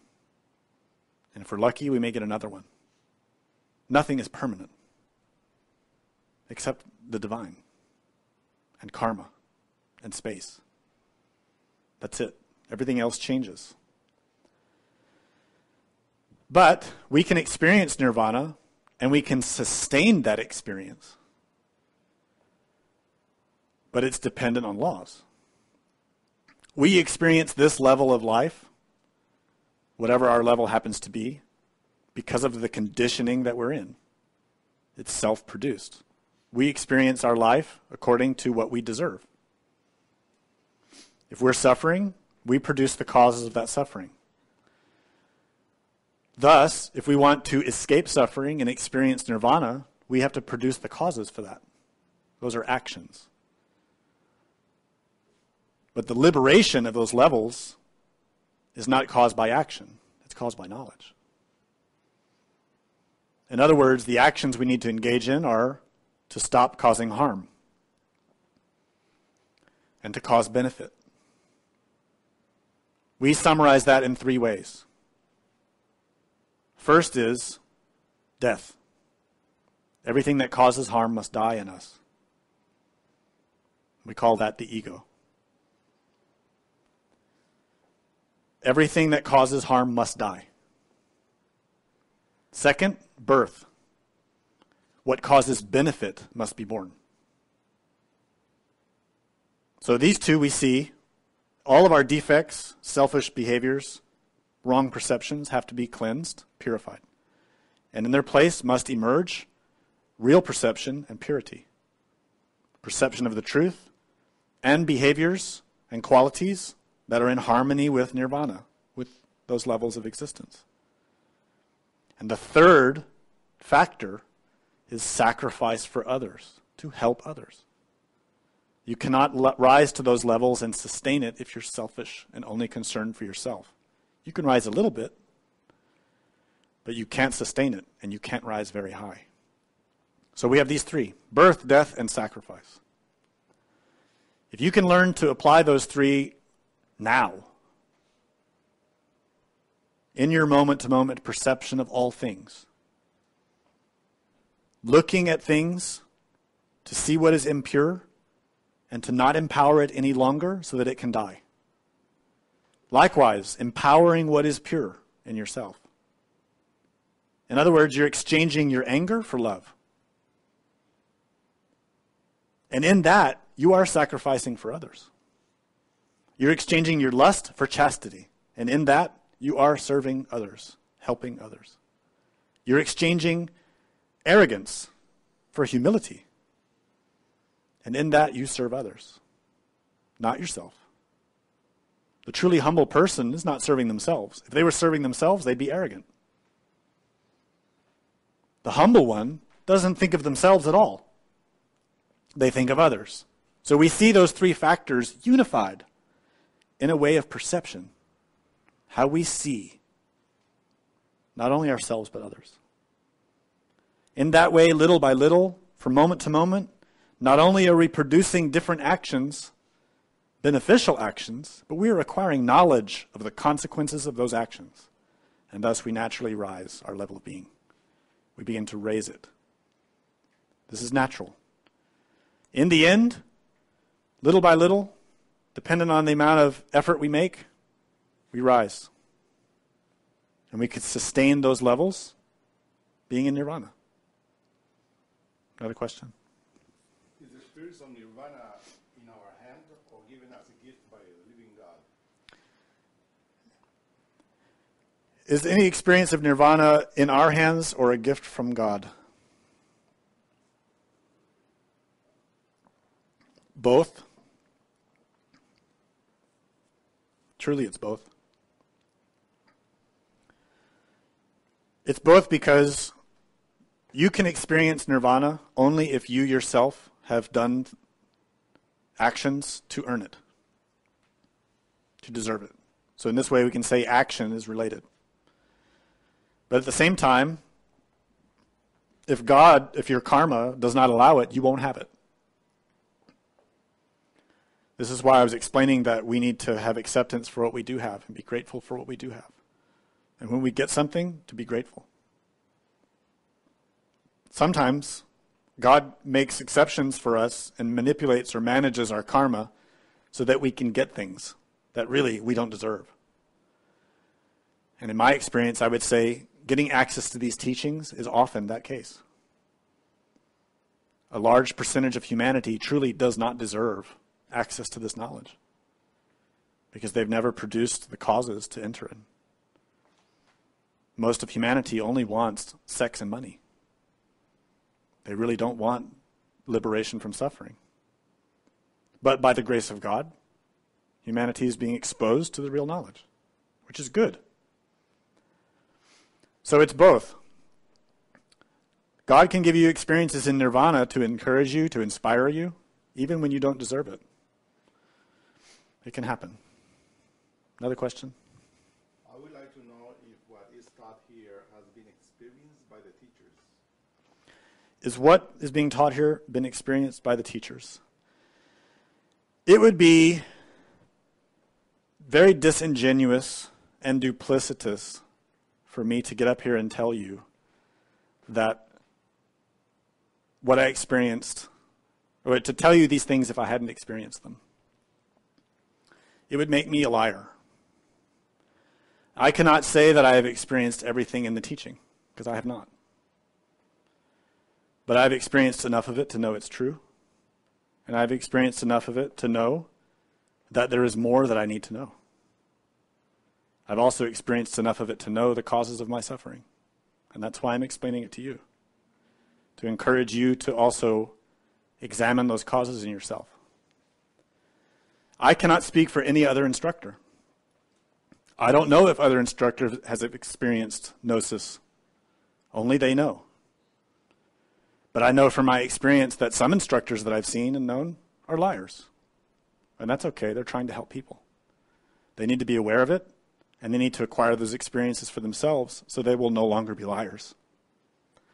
Nonetheless, they're trying to help.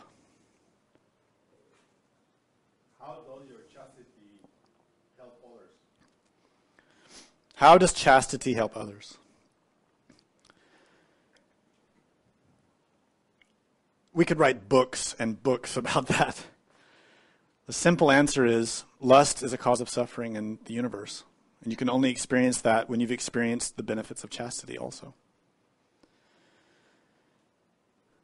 Lust is a psychological habit that consumes and devolves enormous amounts of energy. It converts what was and should be a pure energy in nature into something impure. A simple example is to observe the incredible beauty of a flower. Not just to think of a flower or to just look casually at a flower, but to sit and meditate and contemplate the incredible beauty of a flower. Its fragrance, everything about it is so pure and beautiful, and that is an example of chastity, but only in the level of a plant. That purity is possible in a human being. That level of beauty and purity is possible in a human being. We call them angels or masters.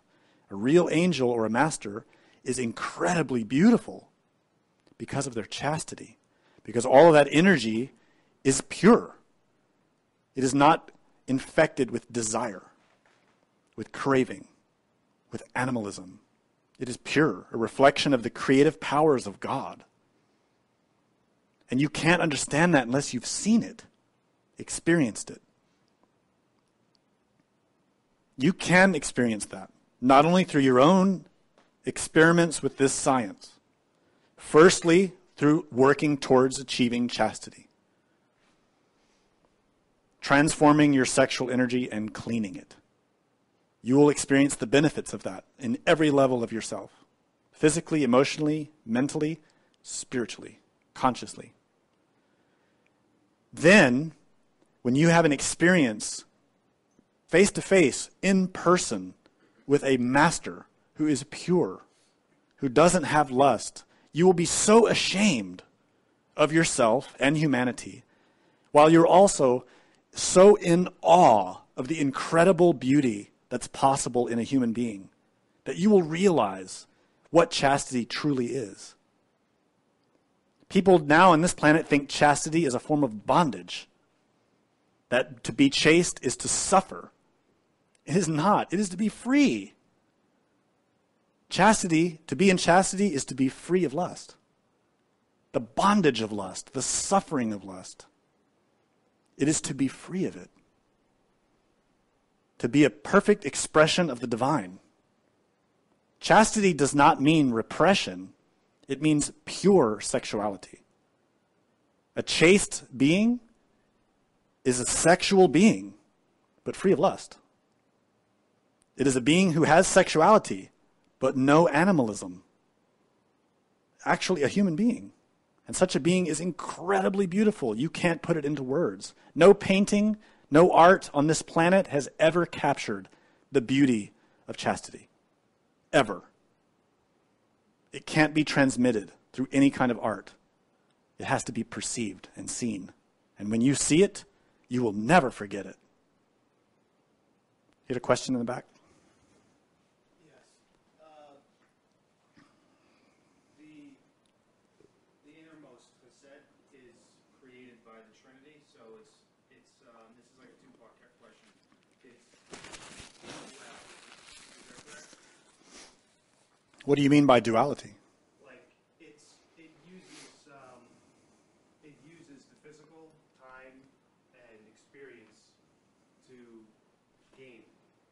So it's kind of in duality, or is it that because it's like a tool of ein, which is all possibilities and at the same time emptiness. So is it that ein is basically using the duality of chesed or I understand your question. consciousness to... Sure. Your question is the Atman or chesed dual? And I'll answer you with this. Is the light from a fire dualistic? product of the subtler form of it. The same thing. Atman chesed is the light of the fire. It just is that.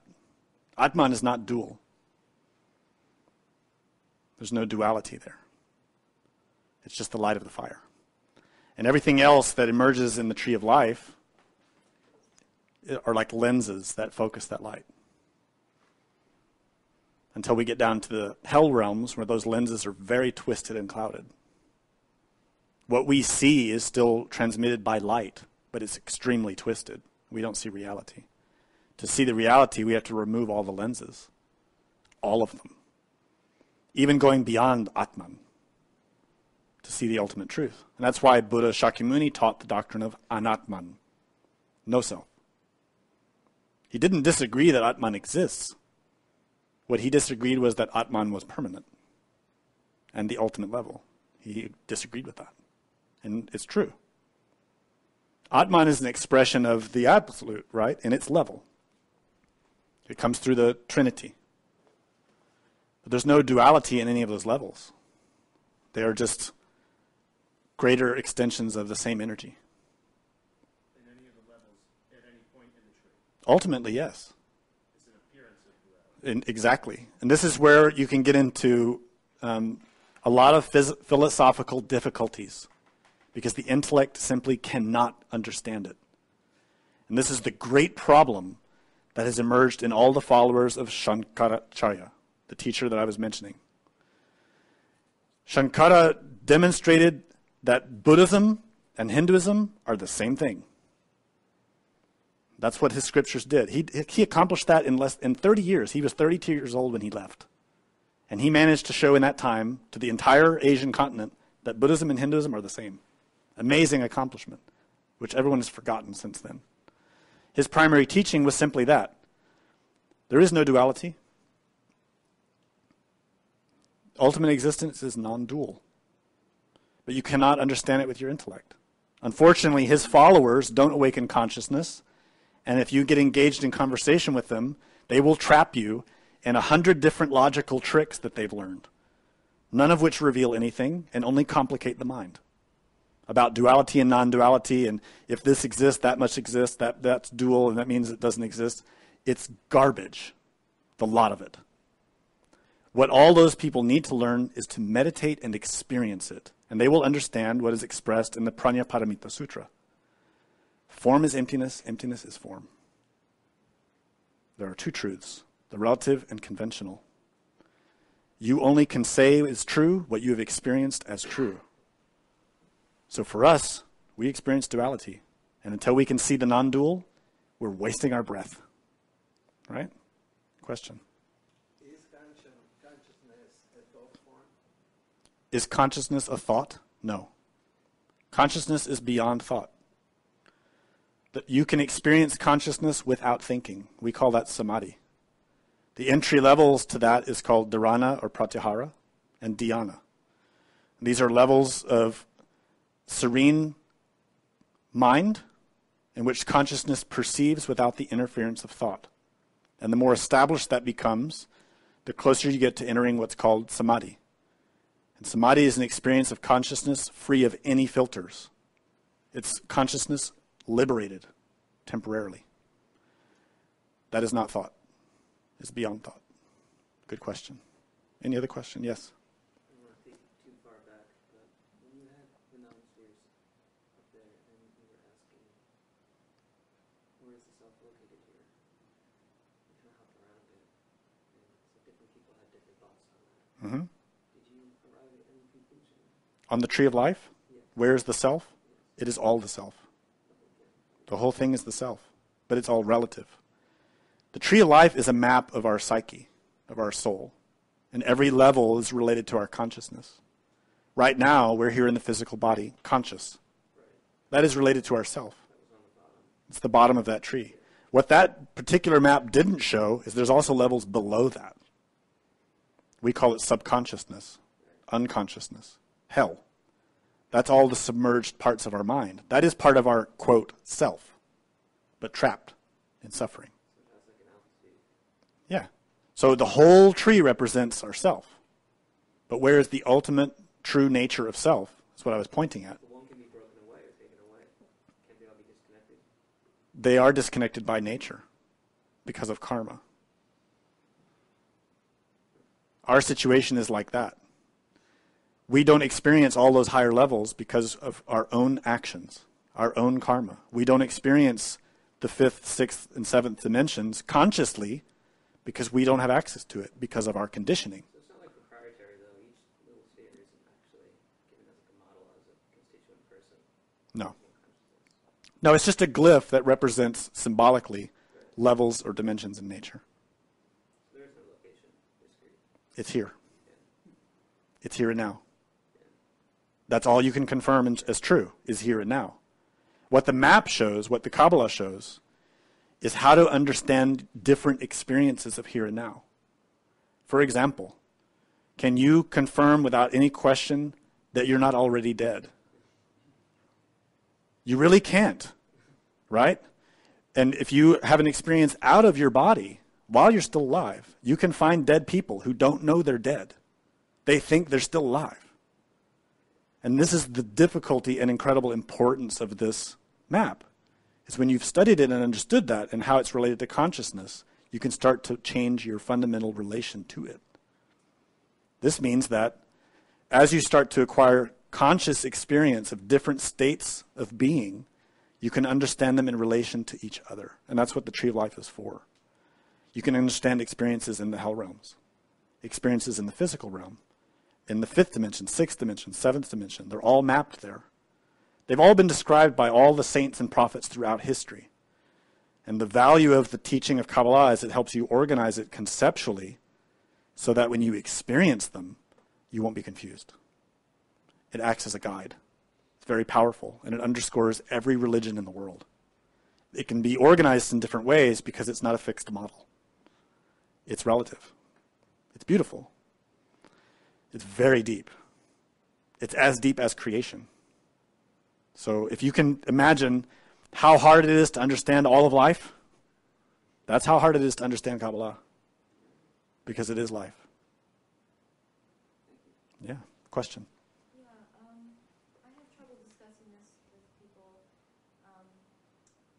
when I'm trying to talk about not experiencing the orgasm. They say that, well, that's natural. So if we're these intellectual animals, and part of us is animalistic, and that is natural, then are we asked to do something that's not natural? Do you understand? Sure. Sure. So in this case, is natural not good? Well, what's natural for an animal is natural for an animal. What we have to understand is our position in the flow of the development of the consciousness. That in every level of existence, there are different laws that apply.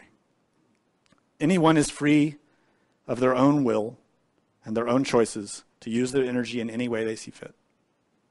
This is part of how nature functions.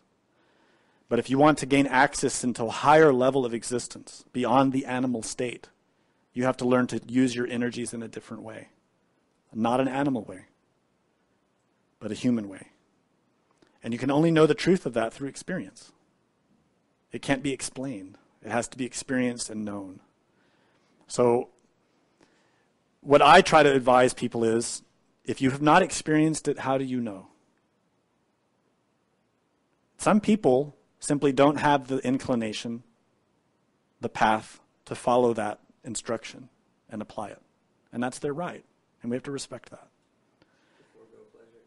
Yeah, some people just want to live for pleasure, and they have every right to do that. And nature allows them to do it, and God allows them to do it. So they're free to. But for the ones who've experienced the consequences of indulging in pleasure.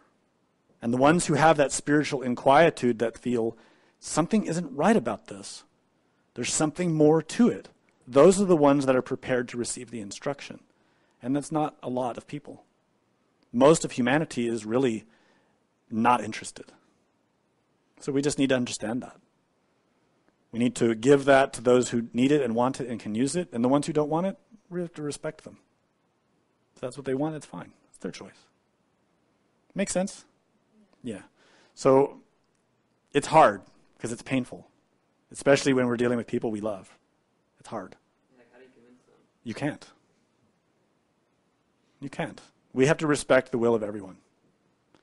Ultimately, we can barely change ourselves. Do you give up on someone then? That's that if you're like, if you're speaking with someone and then they're not in agreement with Tantra and alchemy and they're kind of pushing for the orgasm and you're like, being, transmuting. Because I've read different, I don't know if I heard a lecture of yours or his where it's okay to be with someone that's not transmuting as long as you're doing it. What we have to learn is to love everyone. To not change anyone's will, but to just love them. To love everyone, no matter what. Giving you a hard time about it and saying, oh, you're doing, like, you're making it harder for me to experience pleasure because you're not,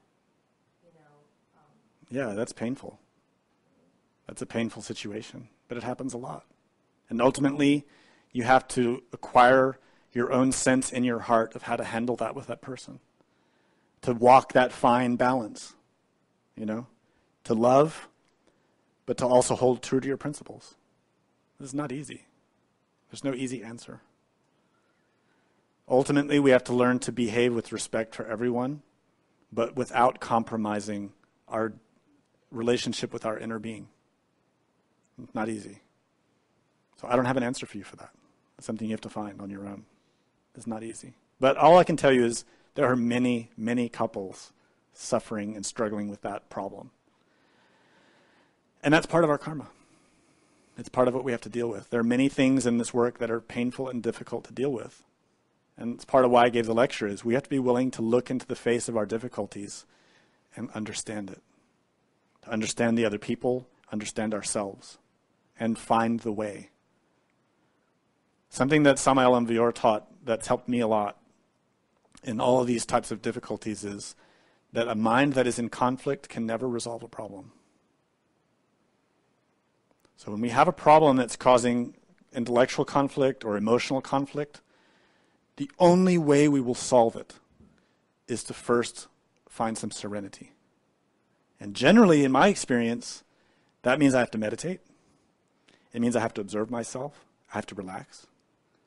But I also have to stop trying to change something I can't change. Sometimes it's another person. Sometimes it's a situation. I have to accept it. And the question in the back? Yeah, to fall from experience, is it a part of the journey or it is because of wrong action? What was the first part? To fall? To fall from experience. I'm not sure I understand what that means. To fall from experience? You have an experience and you don't experience anymore. Is it because of wrong action? To stop having experiences, like spiritual experiences? There are many reasons we could stop having spiritual experiences. Sometimes it's because we're not making effort in the right way anymore. Sometimes it's because the experiences we're getting were a gift from God and God gave us enough and He wants us to work now. Sometimes it's karma. You have to analyze yourself. We pass through spiritual days and nights.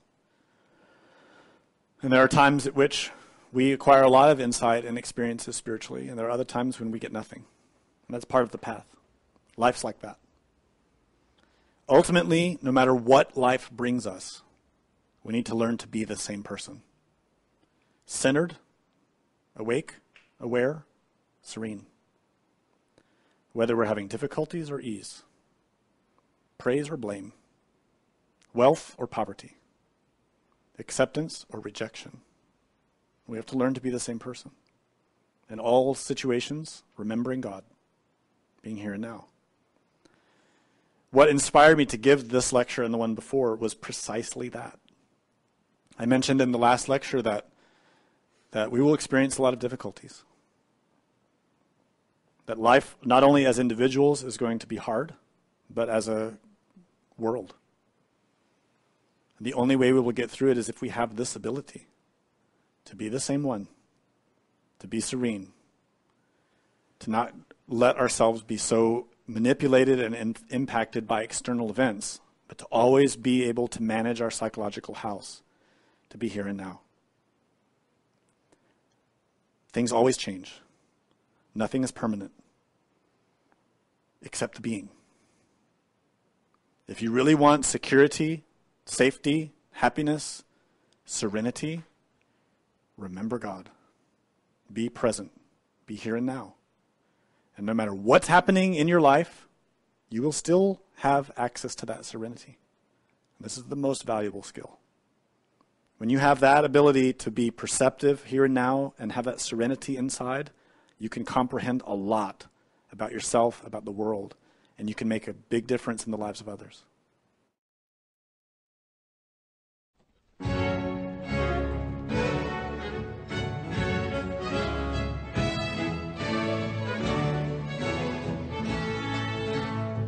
The presentation of this lecture was made possible by donations from listeners like you.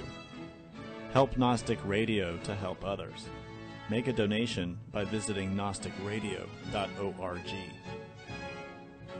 For questions and deeper understanding of this lecture, we invite you to explore the wide variety of resources available on our websites. Thank you for your support. May all beings be happy.